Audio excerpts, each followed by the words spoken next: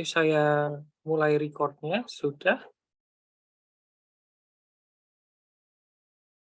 Oke, jadi selamat datang di acara Tea Time Talk I4 Jepang.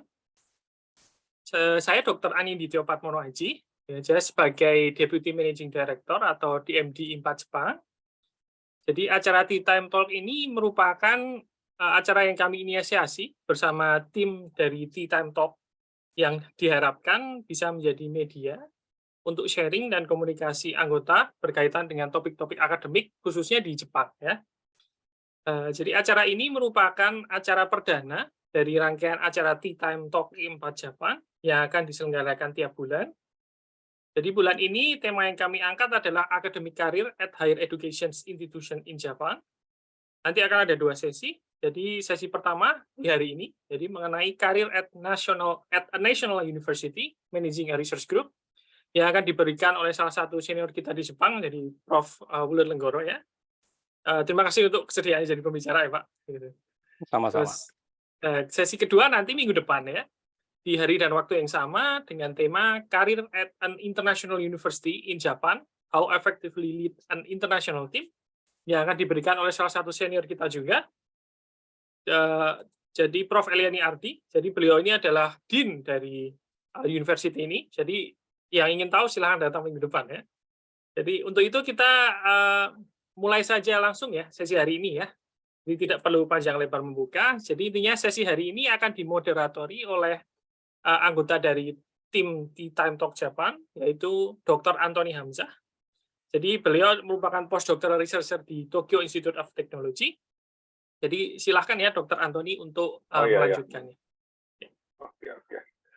Oke. Makasih banyak Mas Anin ya dari kenalannya ya.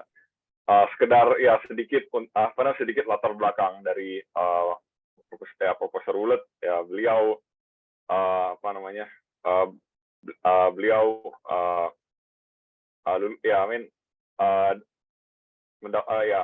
lulus dari Universitas Hiroshima. Kalau nggak salah sempat jadi dosen di sana Pak ya, ya. di Hiroshima. Betul. Ya. Ya. Di Hiroshima mungkin kayak terus pindah ke Tokyo University of Agriculture or Technology atau singkatnya Nokodai dari sebentar dulu saya.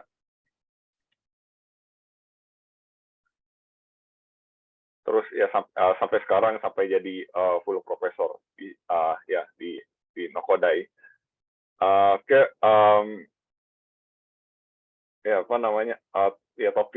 Topik yang bakal dibawa bakal didiskusikan hari ini adalah soal mengenai karir di universitas negeri di Jepang. Jadi gimana caranya untuk memanage grup riset yang ada di kampusnya, yang dari jurusannya. Dan sedikit info Pak Wulan ini banyak mengusahakan semacam kayak transfer pengetahuan dari Jepang terus ke terutama ke Indonesia. Salah satu dosen saya dulu pas S1 juga kebetulan namanya Pak Pramidityo, dulu kalau nggak salah membimbingnya Pak Wulan juga gitu. Oke Pak, bisa silakan dimulai. Ya, terima kasih. Terima kasih sekali. Saya share. Oh, berarti harus di stop dulu ya. Oke. Terima kasih. Ini oke ya? Oke Pak. Ya, terima kasih. Maaf sebelumnya, terima kasih sekali untuk panitia untuk hari ini, setelah mengundang saya. Sebelumnya saya mohon maaf karena mungkin saya tiap hari biasa pakai bahasa Jepang dan Inggris, jadi bahasa Indonesia saya mungkin berantakan, jadi agak sulit didengar, mohon maaf. Sebelum gabung di Tokyo 15 tahun yang lalu, saya bekerja sebagai dosen di Hiroshima University selama 8 tahun.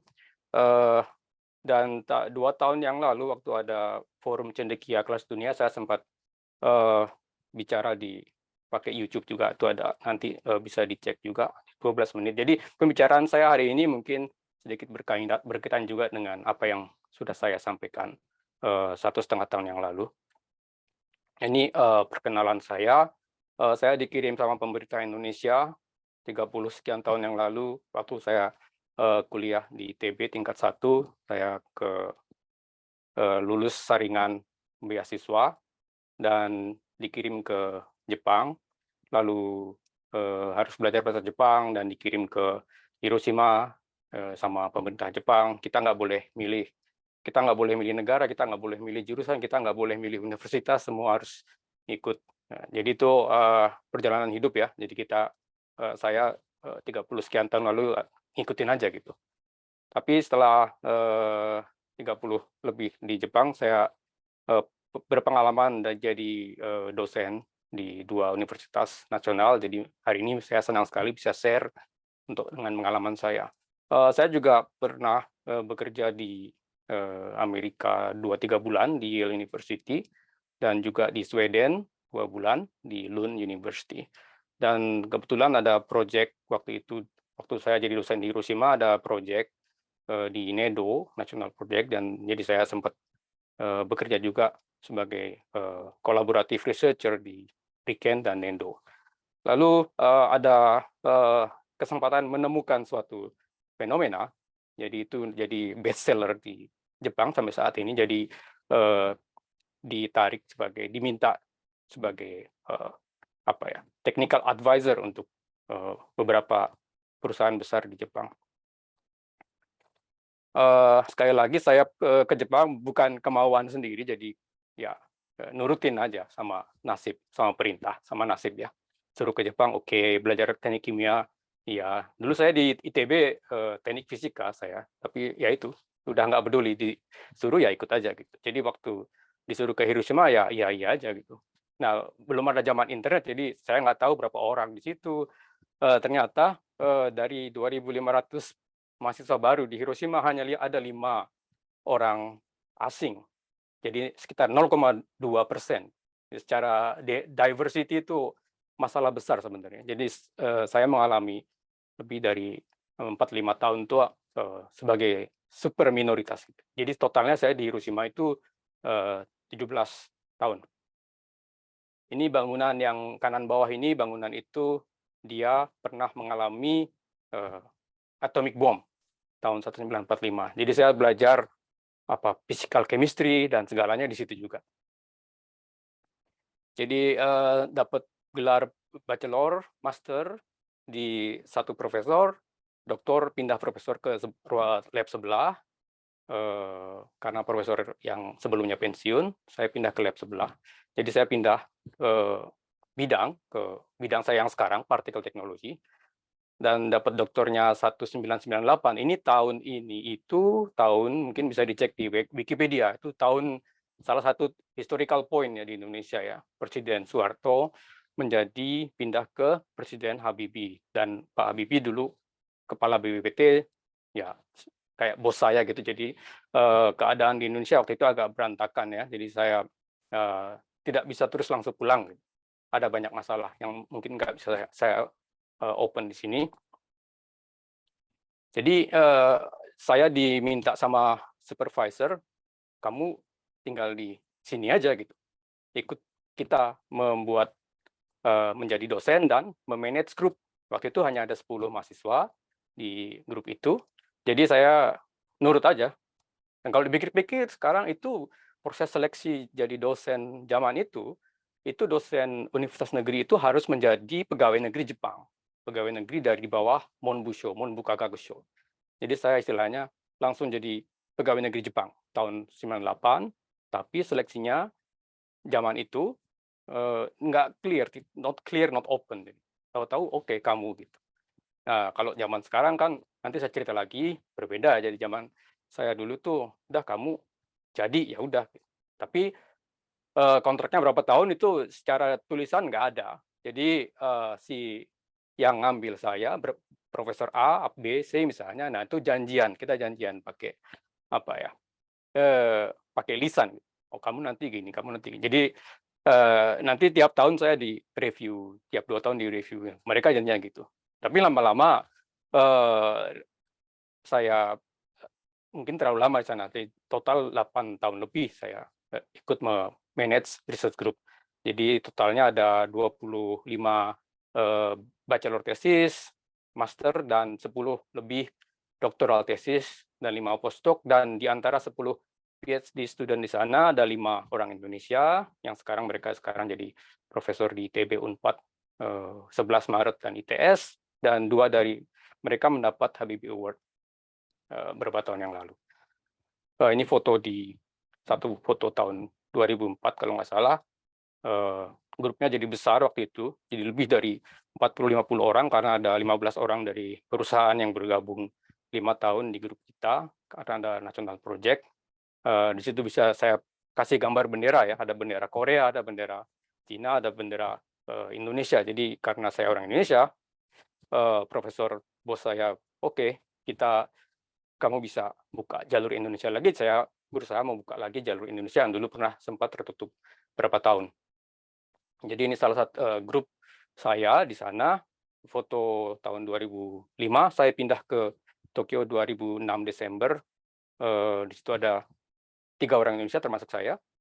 Ada Bu Camelia Panaratarani yang sekarang jadi profesor di Unpad Fisika, penerima Kartini Award. Lalu ada Pak Agus Purwanto yang sekarang jadi project leadernya Baterai Nasional Project ya. Dia dapat award juga, Academic Leader Award tahun 2018. Lalu ada Wening yang sekarang jadi associate professor di Amerika. Lalu mahasiswa Jepang, mereka bekerja di Japan Tobacco, Nissin Seifung, Nitto Denko, Kosei Corporation, ini kosmetik. Lalu ada Xavier dari Perancis yang dikirim L'Oreal, dia sekarang kerja di Paris jadi di perusahaan paten. Ini paper saya pertama dengan mahasiswa saya yang saya bimbing pertama, namanya Mizushima.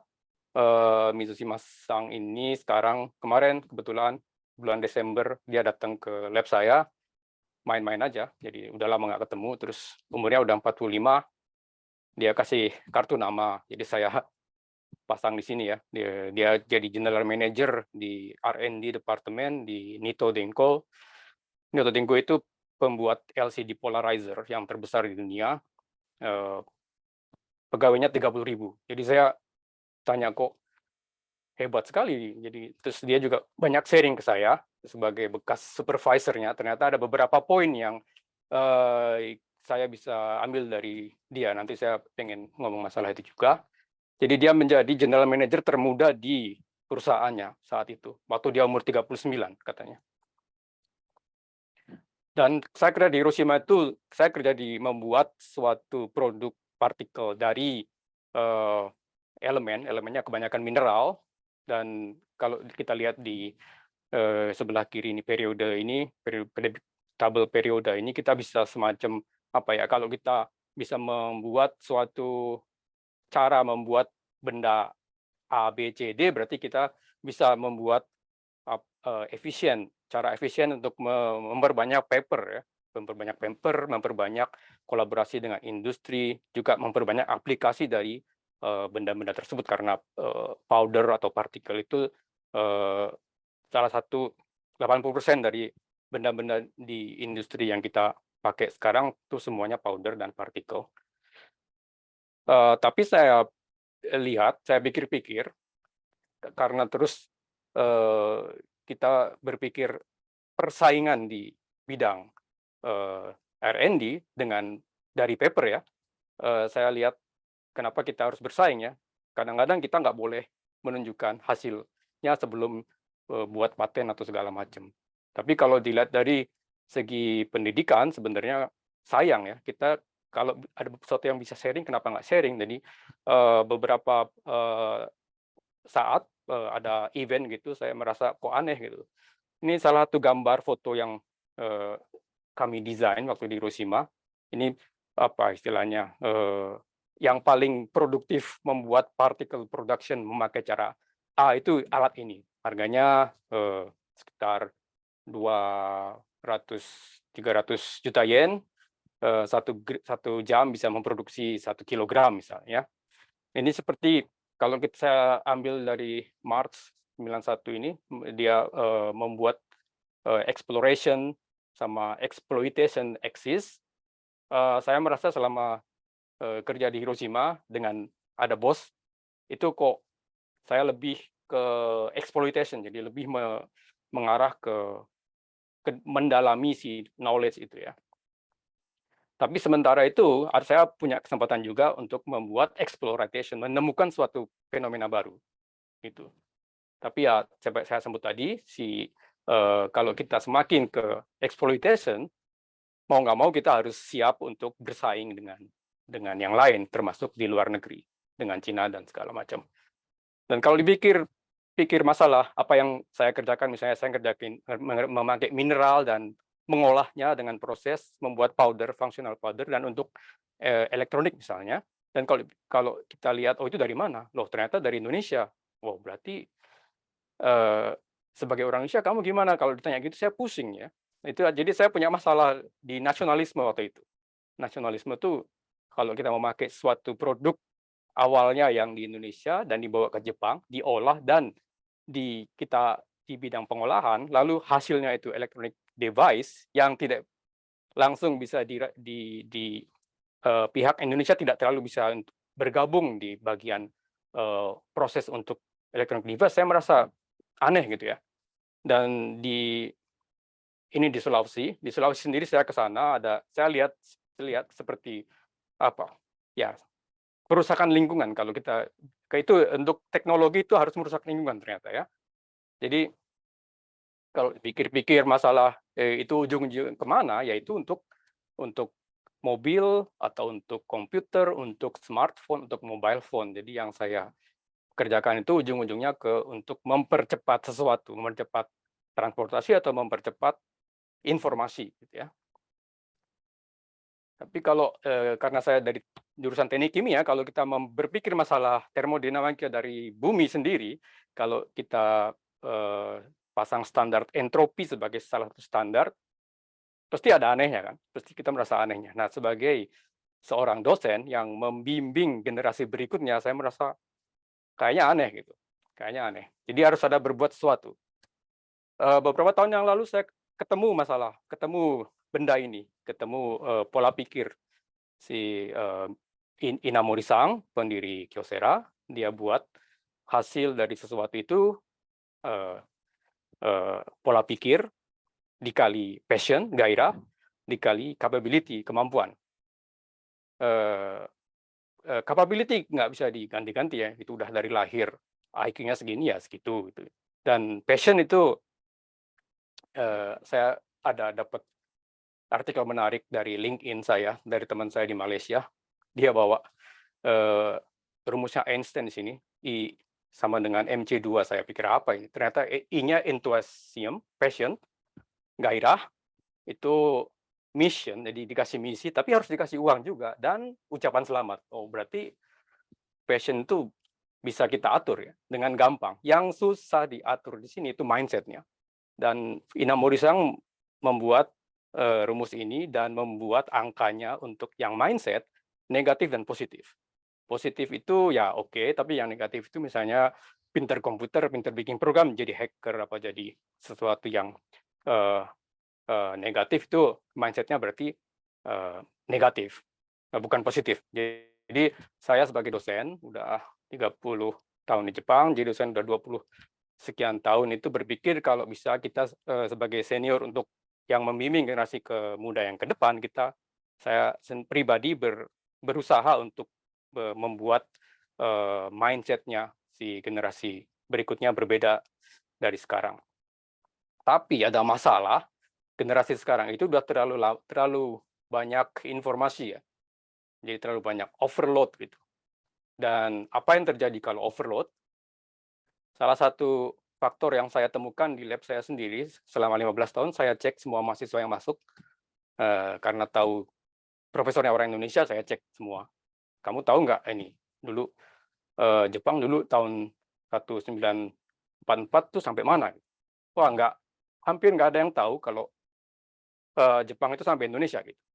Terus karena apa? Karena mereka belajarnya sejarah Asia, berhenti sebelum ujian masuk universitas, mereka berhenti di situ. Jadi bukunya mungkin ditulis ya, di halaman-halaman terakhir, tapi halaman terakhir katanya nggak keluar di ujian, jadi mereka nggak belajar, nggak tahu kalau ada masalah kenapa Jepang sampai Indonesia. Padahal yang tadi yang saya bilang itu masalah sumber daya alam ya. Waktu ya sampai sekarang sih kebanyakan dari perang di dunia itu untuk masalah sumber daya alam.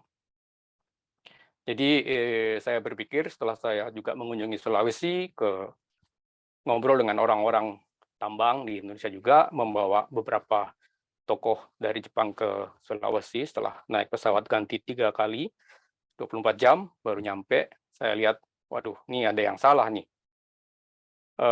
Ternyata pendidikan engineering mungkin ada salahnya, karena kalau kita berpikir masalah entropi tadi, yang ujung-ujungnya kerusakan lingkungan ya.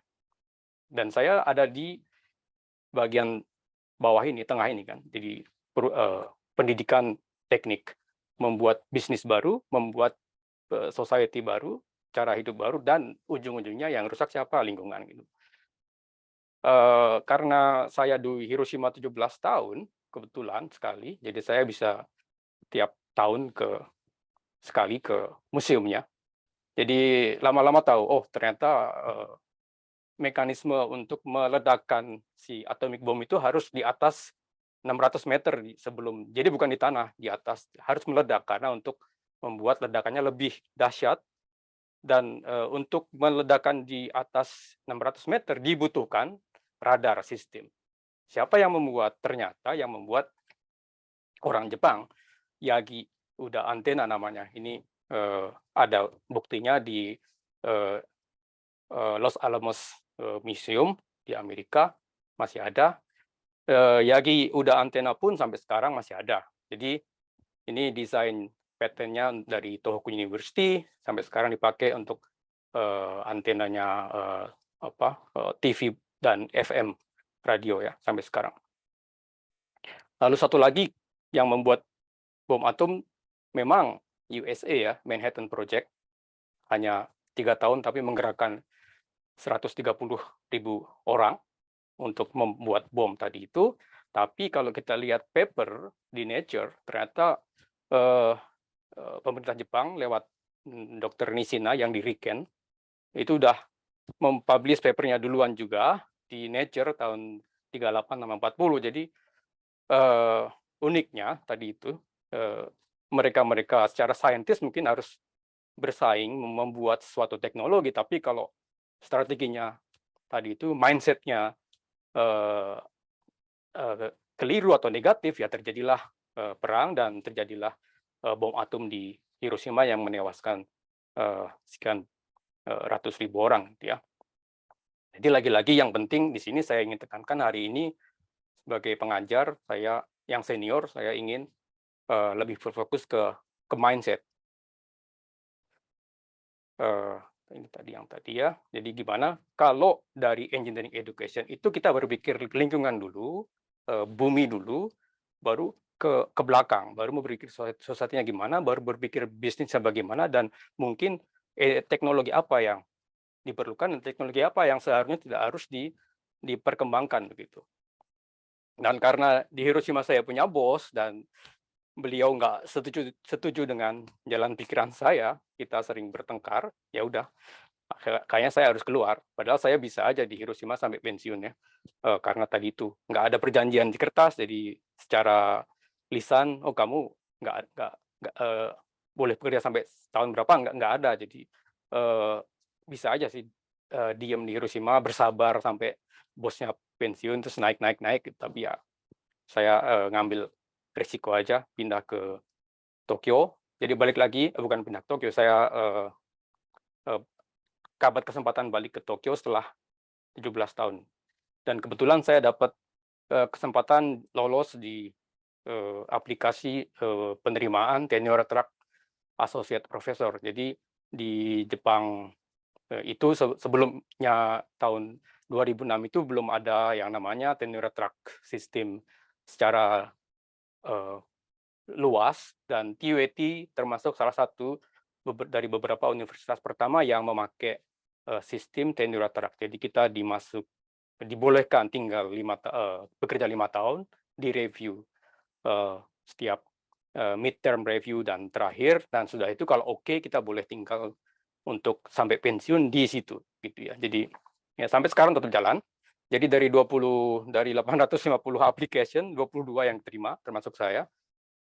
Dari beberapa jurusan, teknik kimia saya sendiri, lalu dari jurusan agriculture juga ada 7 orang, tapi sekarang yang 3 sudah keluar ke Kyoto, ke Jerman, dan saya lupa yang satu lagi kemana. Lalu yang di Fakultas Teknik ada 15, sekarang tinggal 10. Ini yang saya buat, yang saya bundari ini, yang di Fakultas Pertanian hanya 4 orang sekarang, 2 dari mereka tahun kemarin jadi vice president, jadi wakil rektor. Jadi secara zamannya saya udah bisa link dengan mudah ke rektorat itu gara-gara mereka juga sih, karena kita udah kenal dari 15 tahun, ya, jadi sekarang gampang sekali aksesnya, dan juga ada beberapa rekan yang dulu kita berpisah jurusan dari Departemen Teknik Fisika, Departemen Teknik Elektro, sekarang kita bertiga jadi satu, bergabung jadi satu departemen. Itu gara-garanya 15 tahun yang lalu itu kita sama-sama masuk ke TWT-nya itu sama-sama. Jadi kita jadi akrab sampai sekarang, dan bukan saingan ya. Kita bukan saling bersaing. Jadi saya pindah ke TWT tahun 2007 bulan Januari dari nol karena saya konflik terus dengan bekas bos, jadi ya udah saya nggak bawa apa-apa, alatnya saya nggak bawa, saya cuma bawa buku-buku aja, start dari nol, dari kosong, lalu untungnya itu saya bisa mendesain maunya kemana, maunya seperti apa.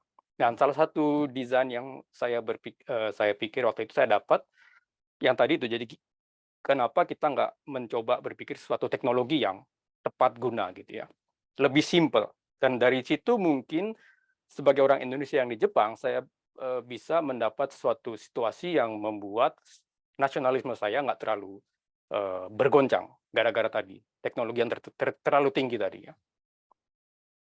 Ini buku ini saya dapat dari anak saya, karangan Anno Sang, 2 tahun yang lalu meninggal.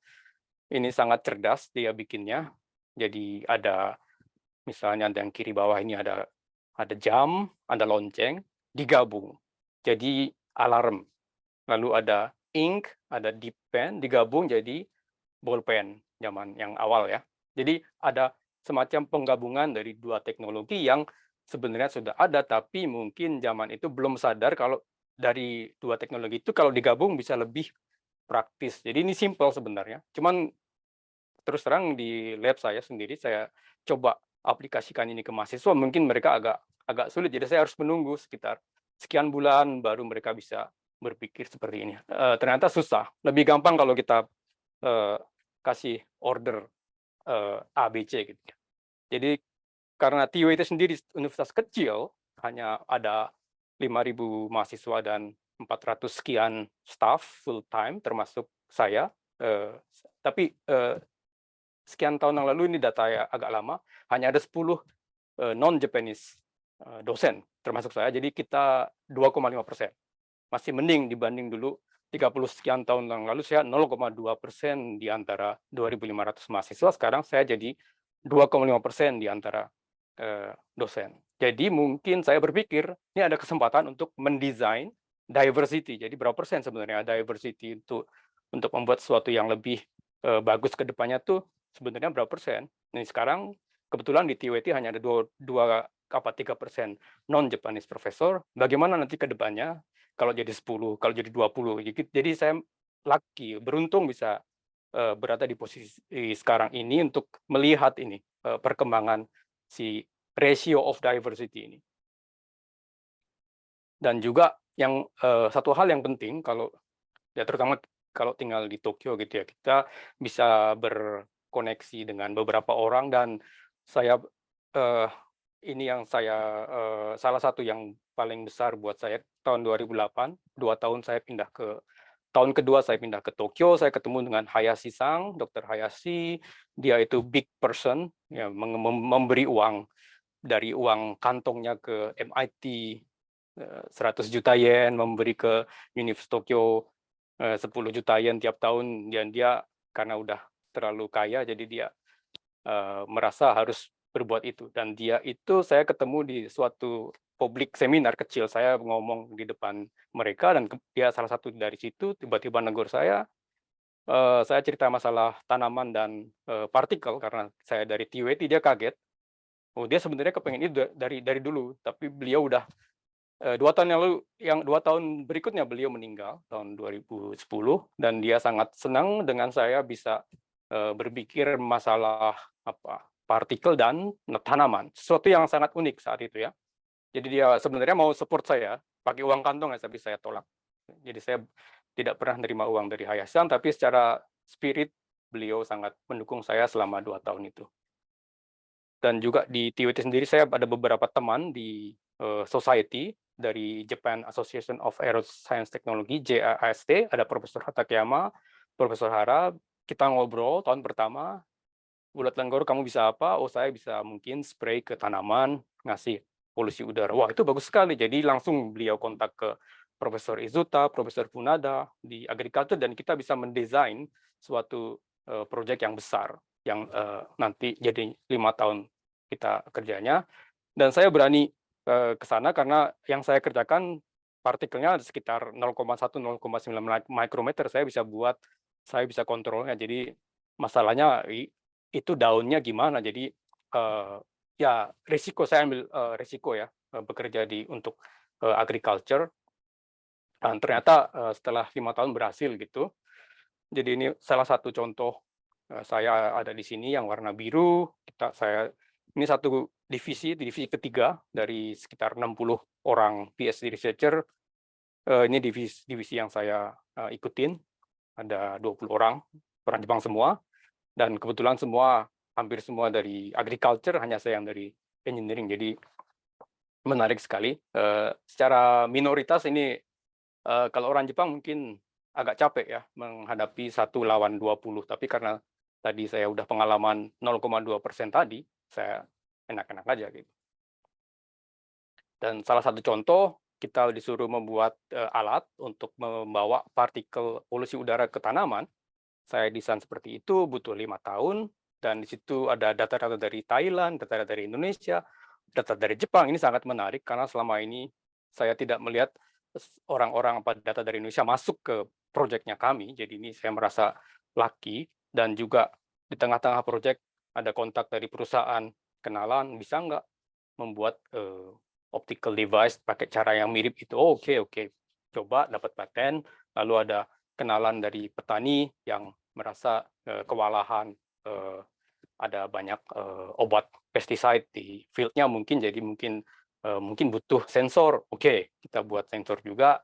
Ada mahasiswa yang tertarik, jadi dapat scholarship dari perusahaan itu. Dan jadi secara by product pun, walaupun tujuannya untuk mengecek, menganalisa efek dari polusi udara ke tanaman, dari misalnya 2 contoh ini kita bisa spin off sesuatu yang tidak kita harapkan, tapi sebagai by product, misalnya kita bisa membuat mapping molecular level di flat surface, dan mahasiswa saya dia pindah ke Hong Kong, di sana dia membuat analytical method untuk PM 2.5 ya, buat air polusi. Dan dia lalu papernya yang dipublish di Hong Kong dengan bosnya yang di Hong Kong dapat Best Paper Award di Environmental Science Technology Letters dari American Chemical Society. Ini salah satu yang sangat bagus, susah untuk dapatnya. Dan tahun 2020 dia salah satu dari generasi pertama JST Forest Fellow. Ini yang namanya sekarang Sohatsu. Jadi ini dana terbesar untuk individual research sekarang di Jepang. Di atasnya Sakigake ada, dan ini Sohatsu dibuat lagi yang lebih besar, dan jangka waktunya kalau bisa yang lancar bisa 7 tahun begitu ya. Jadi saya mengalami yang sebelah kiri di Hiroshima, yang sebelah kanan di TWT. Di Hiroshima dulu kita mendesain sesuatu secara laminar, secara homogen, secara efisien gitu ya, efisiensi, uangnya dari Ministry of Economy Trade Industry, kita harus membuat sesuatu yang sangat cepat, sangat efisien, tapi si mahasiswanya nggak boleh akses, terlalu banyak masalah patent, masalah rahasia. Saya merasa aneh gitu ya. Dan setelah pindah ke TUET, saya bekerja mendesain ini benda besar juga, tapi mahasiswa saya ajak mereka, kalau ada yang rusak kita bereskan bersama, dan ini tujuannya bukan membuat sesuatu yang homogen, tapi belajar dari sesuatu yang heterogen, dan juga bukan laminar tapi turbulence. Di sini saya merasakan nasionalisme saya, merasa enak saya dibanding dulu kerja di Hiroshima. Walaupun agak sulit ya membuat si sebelah kanan ini. Jadi kita kembali ke aksis yang ini. Ada 2 aksis untuk kami, untuk kita, termasuk generasi berikutnya. Sebaiknya kita berpikir 2 aksis ini ya. Jadi sekali lagi, bukan hanya membuat sesuatu yang paling tinggi, paling bagus di dunia, membuat ink nomor 1, membuat dipen nomor 1, tapi saya sendiri berusaha untuk memberi kesempatan untuk sebagai mahasiswa untuk lebih juga berpikir masalah eksplorasi. Jadi bagaimana caranya membuat sesuatu yang belum pernah terjadi di dunia ini, gitu. Misalnya ini fountain pen yang pertama di dunia, misalnya gitu ya. Ini data saya di Google Scholar. Jadi pindah ke TUET, citation saya flat, tidak ke atas, tapi ya cuek aja. Karena terus terang, karena pindah bidang, saya sekarang sibuk di air polusi, tanaman, tanah, dan termasuk sekarang mengerjakan serangga. Ini salah satu contoh aja, beberapa ide dari tanaman yang lalu menjadi dasarnya beberapa doktoral tesis di grup saya. Ini caranya kami berpikir ya, jadi ada material transfer dan fluid dynamics ke arah inorganik dan ke arah organik yang sebelah kanan bawah, ke arah tumbuhan misalnya. Jadi saya bekerja sama dengan profesor di engineering, juga profesor di agriculture.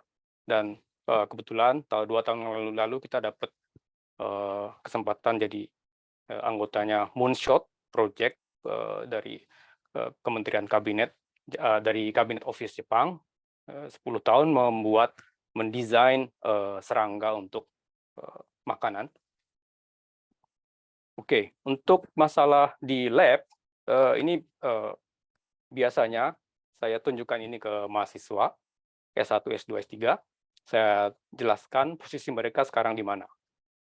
Untuk masalah awalnya, karena kita di TUET, saya membuat mereka untuk berpikir awal dari masalah lingkungan, masalah energi, masalah makanan, atau masalah tadi itu sumber daya alam ya. Lalu kita buat hipotesis, gimana desainnya, sistem eksperimen atau simulasi, dan membuat eksperimen.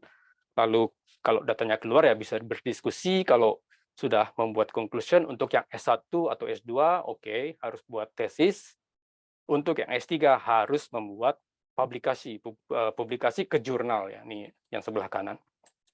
Tapi di lab saya sendiri, saya tekankan karena tujuan saya tadi untuk yang cara berpikir. Jadi cara berpikir mindset-nya itu, saya tidak terlalu berpikir hasil untuk mahasiswa S1 dan S2. Saya tekankan bagaimana mereka menghabiskan waktunya untuk berpikir dari isu, dari masalah, ke hipotesis, dan mendesain sistemnya sendiri. Sampai kalau bisa membuat experimental setup gitu ya. Walaupun datanya nggak keluar pun, lalu sudah saatnya lulus, ya nggak apa-apa gitu. Ya itu udah tujuan saya secara pribadi, dan mereka merasa tidak puas mungkin ya, tidak puas.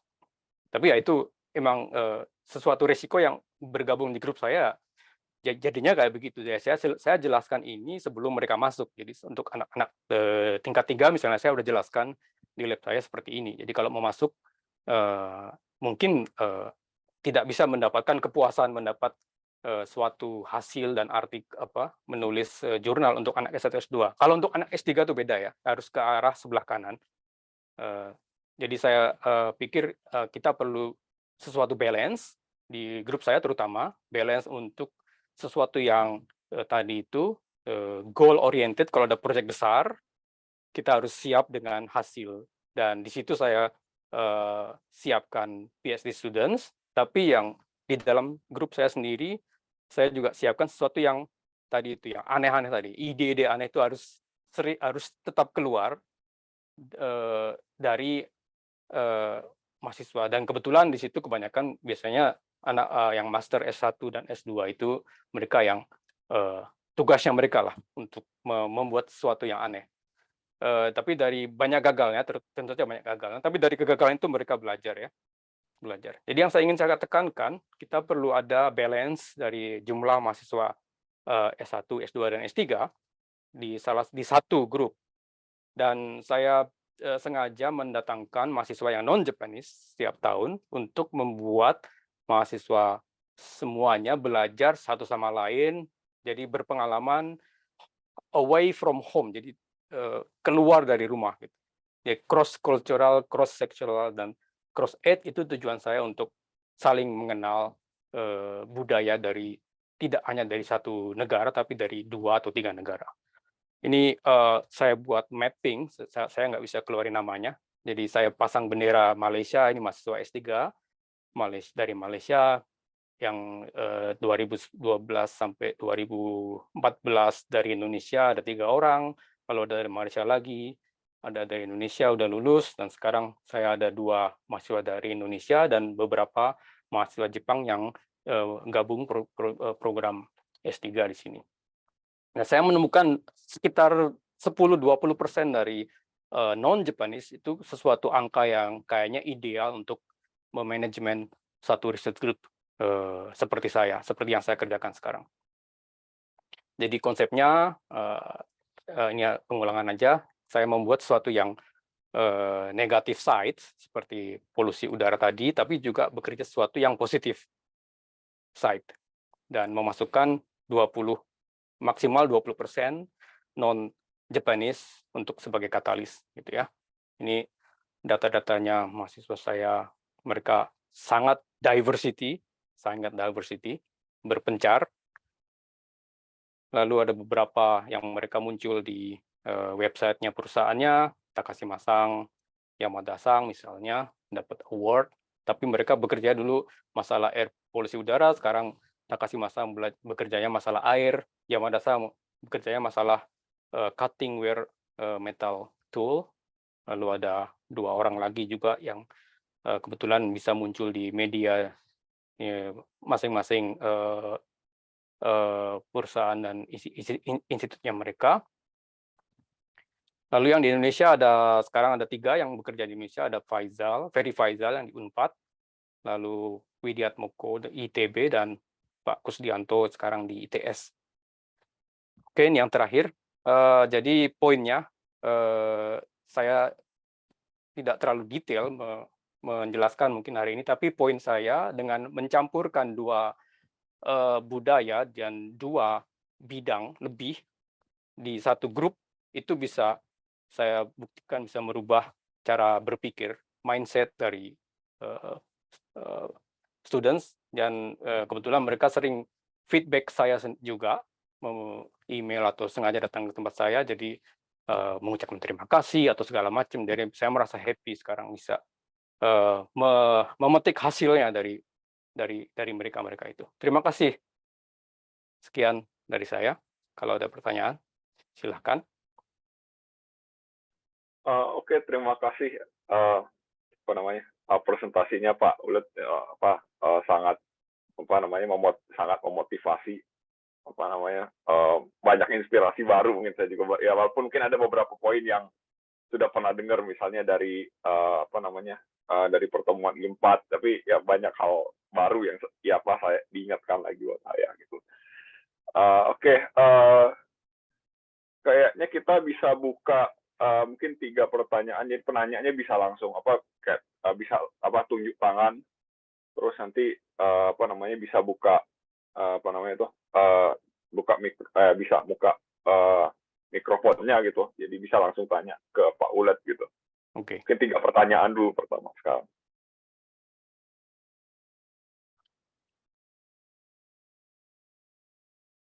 Adakah yang mau nanya langsung? Kalau nggak saya tanya. Saya mau nanya juga. Oh, ini ada dua pertanyaan di kolom chat ini. Jadi gimana? Oke, coba yang kolom chat aja dulu, Mas. Apa-apa. Iya, iya. Oke, pertanyaan pertama ada dari Mbak Harsi. Afiliasinya di Universitas Tidar di Magelang. Jadi beliau nanya soal join Zemi, ya kayak join seminar kayak misalnya jurnal club atau kayak pertemuan yang pelaporan hasil riset pelaporan hasil riset sejauh ini gitu. Jadi kayak beliau bertanya dulu sempat mengalami hal yang sama, sempat ikuti hal yang sama di Osaka Shiritsu. Terus beliau masuk tes untuk jadi PNS dosen di Indonesia. Terus langsung ke intinya beliau nanya mohon arahan dari Pak Ulet bagaimana tips yang baik untuk untuk penelitian kerjasama dengan dosen yang afiliasinya di Jepang. Oke, Pak. Oke. Biasanya ada dua ini ya. Jadi satu proyek secara personal dan personal bikin publikasi atau di bawah suatu proyek dan di situ tertulis nama secara resmi, nama peneliti dari Indonesia siapa, di mana gitu. Jadi mungkin di situ poinnya mungkin sedang seleksi CPNS dosen ini mungkin ya. Tapi ya tadi mungkin harus dibuat dua berbeda. Ini pembicaraan secara joint seminar tadi itu di bawah suatu proyek dan yang harus menulis nama peneliti dari Indonesia dan nama institusi atau hanya antara dua personal, jadi dua personal, dua riset group misalnya. Dan di situ kalau tidak ada hubungan dengan sesuatu grant, saya rasa sih nggak terlalu banyak masalah ya. Terus saya jalan gitu. Kalau bisa publikasi dulu, nanti baru dapat grant yang lebih besar. Dan itu juga salah satu cara untuk mendapat grant, publikasi duluan juga bisa. Jadi saya pikir ini ada dua kesempatan bagus kalau bisa terus dijalankan. Tidak harus resmi dan tidak resmi, tapi ya kalau bisa keluar join publikasi sangat bagus gitu ya. Begitu dulu pesan saya. Oke, terima kasih Pak. Terus kayaknya kita ada 3 pertanyaan lagi. Jadi ya mungkin langsung aja saya coba. Ya pertanyaan juga tiga-tiganya agak beda-beda. Oke. Nggak ada yang bisa digabung. Oke. Yang nomor 2 ini ya. Yang Endar nomor 2, Hidayat. ya Mas Endar. Jadi bertanya soal bagaimana syarat-syarat bisa dibilang kayak rule of thumb-nya gitu untuk untuk melanjutkan postdoc gitu misalnya. Ini ada dua dilema ini. Satu ingin profesornya pembimbing ingin lebih cepat lulus 1 tahun 6 bulan, yang satu lagi ingin postdoc. Jadi kalau postdoc sebenarnya tergantung dari bosnya yang menerima itu rebutan atau langsung poin-poin. Jadi ada 2 jalur ya, atau 3 mungkin. Yang satu jalur rekomendasi dari Profesor A ke Profesor B penerima. Jadi Profesor A, ini mahasiswa ini bagus, orang ini bagus. Mau papernya 1, mau papernya 5 ya tetap aja keterima karena ada udah jalur Profesor A dan B tadi. Tapi kalau mau postdoc yang rebutan, yang muncul di Nature, muncul di itu ya mungkin ya harus punya harta ya, publikasi gitu. Itu mungkin ini saya. Jadi standarnya nggak ada, tapi harus dicek dulu jenis postdoc-nya yang kayak apa. Postdoc yang person to person bisa ya harus ada very strong recommendation letter dari profesor pembimbing ke next future boss tadi. Itu dulu dari saya. Terima kasih. Oke. Terima kasih banyak Pak. Terus jadi ada sekarang pertanyaan dari Mas Irwan soal kalau misalnya pindah institusi yang masih masih di dalam Jepang. Jadi kayak misalnya peralatan apa namanya kayak Nohin gitu. Jadi kayak masih ya misalnya dibeli dari Grand, terus itu masih bisa dibawa ke institusi yang baru atau enggak? Mungkin dari pengalaman Bapak Oke. dulu apa pindah dari Hiroshima ke Bisa sekali ya. Tinggal ngobrol dengan administrasi di masing-masing institut itu bisa sekali. Tidak ada tidak ada hambatan biasanya. Iya. Ya. Cukup Terima fleksibel kasih. biasanya Pak. Ya, Oke, sangat sekarang fleksibel di Jepang ya. iya. Terus pertanyaan dari Mas Aditya soal apa namanya yang komposisi itu Ya. ya apa Oh, namanya oke. bagaimana ya bisa diterapkan atau enggak? Wah, ini menarik. Ya. Ya. Rule 2080 terkenal di manajemen juga ada Pareto rule namanya. Saya juga menemukan lalu merasakan sendiri pengalaman setelah lebih dari 10 tahun, ternyata 20, 50, 80 jalan juga. Jadi, tapi sayang sekali untuk yang orang profesor yang Jepang mereka menerima orang asing itu ada yang masih ragu-ragu karena belum pernah punya pengalaman. Jadi di situ ada sedikit tembok psikolog ada temboknya gitu. Jadi memang tugas saya dan mungkin tugas teman-teman yang berada di institusi dan untuk membuat influence sekitarnya sih kayaknya untuk oke silakan orang Indonesia aman-aman kok gitu. Jadi waktu saya di Hiroshima juga dulu gitu. Saya jadi dosen di Hiroshima, tiba-tiba jumlah mahasiswa Indonesia di Hiroshima naik karena mereka merasa aman. Oh, ada Bulat Lenggoro di Fakultas Teknik. Jadi mereka secara aman mengambil S2 S3 di Hiroshima zaman saya. Saya rasakan itu sendiri. Jadi yang 20-80 itu cara kerja saya mungkin di tempat lain 0-100. Jadi yang 0, yang semua Japanese karena lebih gampang ya.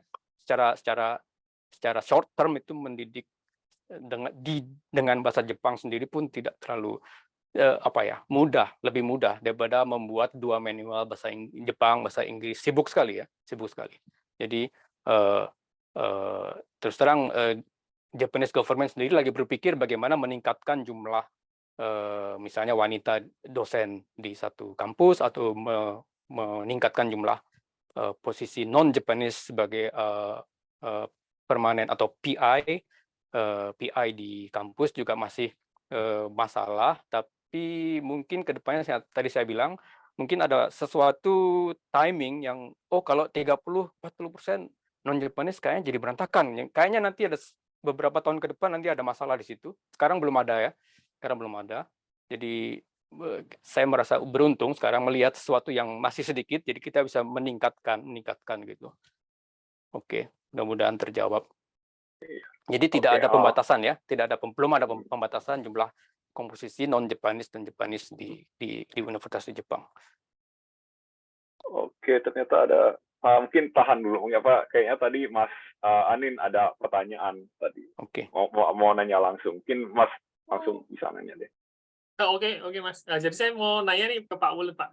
Ya. Dulu kan berarti kan kalau dari presentasinya dulu datang dari dari Hiroshima ke Nokoda itu kan tanpa alat ya Pak ya berarti ya? Ya, 0 ya. 0 ya itu.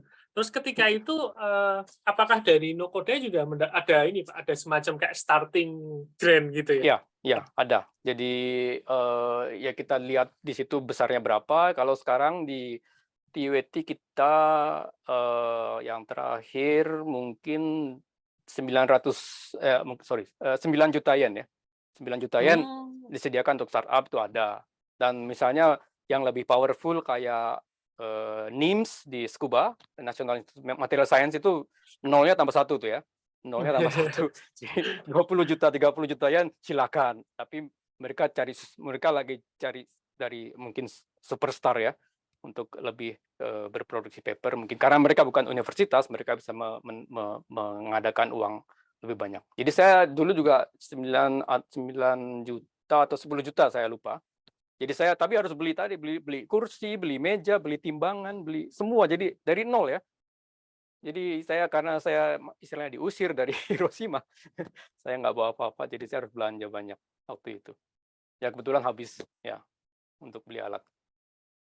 Oke, makasih banyak, Pak. Ini sebenarnya ada pertanyaan satu lagi tuh, Mas Antoni, dari Mas Prima ya. Iya, iya, dari Mas Prima, dari apa namanya dari Chiba University ya, Chiba University. Jadi kayak apa namanya, tantangan terbesar apa yang Ya, kalau yang apa namanya yang bisa ditemui kalau misalnya ada anggota yang dari macam-macam negara gitu. ya, setuju. Ya, saya memakai cara, kalau saya sendiri saya memakai cara tadi itu. Jadi environmental issue. Jadi kita lihat entropi bumi. Jadi kalau saya maunya mana tadi ya, mahasiswa yang learner tadi berpikirnya tidak terlalu ke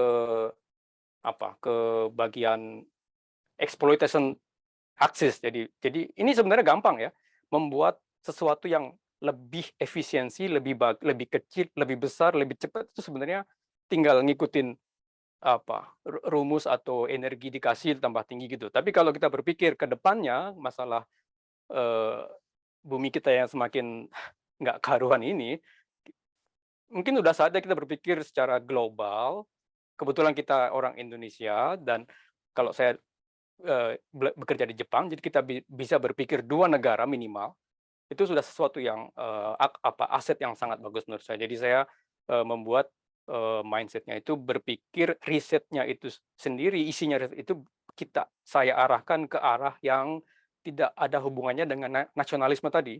Kayak membuat baterai misalnya. Saya dulu membuat baterai saya. Cuman pikir-pikir membuat baterai, membuat smartphone semakin canggih, mahasiswa di kelas main smartphone terus kan, nggak dengerin kuliah dosennya berarti kan.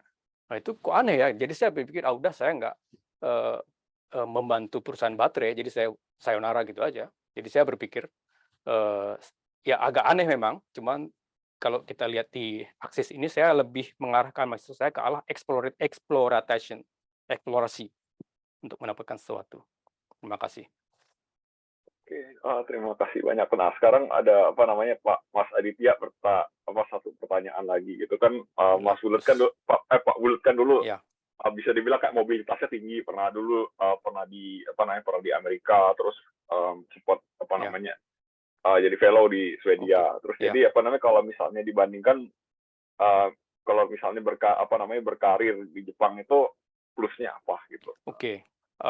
Plusnya Jepang sebagai negara Asia itu punya kesempatan menjadi speaker ke arah ke Western ya. Jadi kita Indonesia itu dulu dijajah Eropa sekian ratus tahun. Mungkin ada beberapa faktor negara Western di budaya kita, mungkin belum banyak yang sadar ya. Dan saya 30 sekian tahun di Jepang, saya melihat Indonesia dari luar itu lebih enak daripada saya mungkin kalau lagi di Amerika, 30 tahun di Amerika, saya lihat Indonesia tanpa belajar lebih Asian culture. Menurut saya beruntung sekali tinggal di Jepang.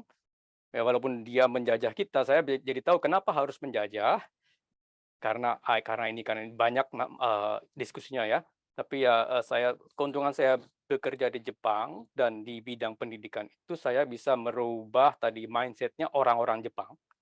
Nggak hanya untuk orang Indonesia aja tentu saja, tapi saya bisa menginfluence, jadi influencer-nya mereka. Dan mereka, salah satu dari mereka tadi saya terangkan, sudah jadi general manager, umurnya udah 45. Nah kita nggak tahu ke depannya lagi gimana, mungkin jadi presiden direktur perusahaan besar mungkin aja.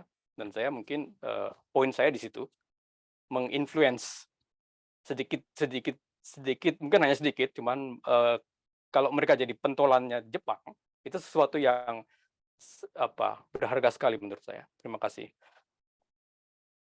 Oke, terus ada satu pertanyaan dari Mbak Kiki gitu, Mbak De ya. Tadi ya sekarang udah buka. Ya bisa langsung coba. Ya, baik. Terima kasih atas presentasinya, sangat menarik sekali. Seperti yang sudah diperkenalkan, nama saya Kiki. Kalau begitu saya hanya ingin bertanya, dari presentasi ini yang saya tangkap untuk Bapak untuk bisa memimpin lab ini, paling tidak mungkin harus, kalau dengan mahasiswa asing, kita harus bisa berkomunikasi dalam bahasa Jepang, bahasa Inggris, dan bahasa Indonesia. Untuk Bapak bagaimana bisa menghandle masalah perbedaan bahasa ini gitu? Karena saya yakin pasti di dalam lab dengan perbedaan bahasa, apalagi kita diharuskan menulis artikel ilmiah, komunikasi itu sangat penting gitu, Pak. Jadi Ya. bagaimana Bapak menghandle Ya. permasalahan ini? Awal-awalnya capek ya, kita harus berpikir gimana caranya efisiensi di masalah bahasa ya. Cuman selama ini saya ada orang Indonesia, ada orang Malaysia, saya nggak pernah ngomong pakai bahasa Indonesia terus terang selama 15 tahun. Nol kali. Jadi semua, walaupun hanya saya sama dia, kita sama-sama orang Indonesia pun, saya berusaha untuk berbicara bahasa Inggris terus, dan saya berharap mereka yang orang Indonesia kalau lagi mereka berdua di ruangan mungkin oke, tapi begitu ada satu orang Jepang datang, saya langsung minta tolong bicara dengan bahasa Inggris gitu. Jadi itu yang saya tekankan hampir tiap minggu, tiap bulan, bertahun-tahun. Nah, itu kita merubah culture mungkin butuh 5 tahun ya. Saya mungkin butuh 6 tahun juga untuk membuat culture itu. Dan segala dokumen di lab saya, email saya juga, saya pakai bahasa Inggris terus. Jadi orang Jepang yang mau masuk ke lab saya tuh sudah pikir resikonya itu gitu loh. Jadi kita harus kenal dulu, oh ini labnya Lenggoro Lab itu base-nya bahasa Inggris, sedikit bahasa Jepang. Jadi mereka masuk udah siap, walaupun bahasa Inggrisnya mereka berantakan banget, berantakan sekali. Tapi sekitar 6 bulan, 10 bulan tuh mereka anak S1 pun udah bisa menjawab pertanyaan dari mahasiswa Indonesia, misalnya pas lagi seminar tuh mereka sekarang sudah bisa menjawab sekarang dengan bahasa Inggris ya. Dan terus terang pas seminar itu saya jadi translator, sibuk saya. Seminar saya itu unik, saya nggak pernah nanya, karena sibuk jadi translator, saya males nanya juga jadinya, jadi udah, yang saya nggak pernah nanya. 10 tahun ini saya di seminar lab, saya nggak pernah nanya pertanyaan, saya cuma komentar aja, tapi saya sibuk tadi, menerjemahkan tadi. Kepala saya cukup sibuk ya, jadi menerjemahkan cukup sibuk, jadi. Tapi ya untungnya itu, mereka bisa mengikuti, yang orang Indonesia, yang orang Malaysia pun bisa mengikuti seminar, apa yang diomongkan orang Jepang tadi. Walaupun mereka ngomongnya bahasa Jepang, tapi dokumen semua bahasa Inggris. Gitu, yang cara yang mungkin paling efektif. Yang sibuk profesornya. Oh, baik Pak. Berarti bisa disimpulkan paling tidak kemampuan bahasa Inggris dan bahasa Jepang sedikit-sedikit harus ada gitu ya Pak ya? Ya, salah satu harus mahir ya. Oke, baik. Ya, Terima kasih gitu. Pak. Ya, makasih. Baik. Oke, masih ada pertanyaan lagi. Ya, kayaknya di kolom chat juga mungkin sudah sudah cukup pertanyaan kayak di sesi yang direkam sekarang itu. Misalnya sekarang nanti kita bakal pindah ke sesi yang off record, jadi tidak diunggah ke YouTube gitu. Oke. Mungkin kalau untuk rekan-rekan yang sudah mungkin masih ada keperluan lain sekarang, masih ada aktivitas lain yang mungkin bisa bisa meninggalkan acaranya gitu. Jadi tapi kalau misalnya masih mau, ya mungkin ada yang perlu didiskusikan, tapi mungkin agak-agak tidak bisa tidak bisa dilempar ke tidak bisa dilempar ke umum gitu, tapi ya bisa sekarang, mungkin kesempatannya sekarang gitu. Oke. Jadi sekarang ini saya berhentikan recordnya ya. Jadi sekarang kita ada di session discussion yang santai ya, cukup santai. Jadi kita nggak rekam.